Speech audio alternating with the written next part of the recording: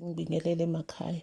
Ake sikhulumeni-ke ngephupho leli lokuphupha imali emnyama. Imali emnyama esikhuluma ngayo ile mali lena o-50 cent, o-20 cent, 10 cent kanye nabo ozuko 5 cent. Leyo mali sike siyibize ngemali emnyama.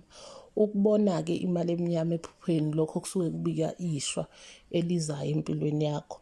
Uma kuwukuthi imali lena emnyama uyayiphiwa ezandleni kukhona okuphayo yona, kusuke kubika kona ukuthi kukhona isidalwa esithile esikuvalayo. Kungaba umuntu ophilayo, kungaba umuntu olele oguquliwe. Mengikhuluma ngomuntu olele-ke ngikhuluma ngabantu asebahamba emhlabeni, okungaba amadlozi asekhaya eliguquliwe selibuya lana lizoba yishwa lizokuvala empilweni yakho. Uma kuwukuthi-ke uyaphupha kuwukuthi imali lena emnyama uyayipha omunye umuntu, uyayidlulisa uyinikeza omunye umuntu, lokho kusho kona ukuphuma kwebhadi libuyela lapho livela khona.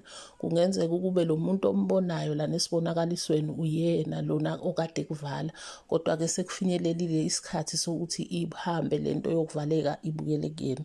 Ukuphupha kuwukuthi imali lena emnyama iyakudukela noma iyakulahlekela noma kukhona oyintshontshayo, lokho kuhle kakhulu. Kusho kona ukuthi kuphelile, iyaphela indaba yokuvaleka, iyasuka kuwena uma uzobona ukukhanya empilweni yakho.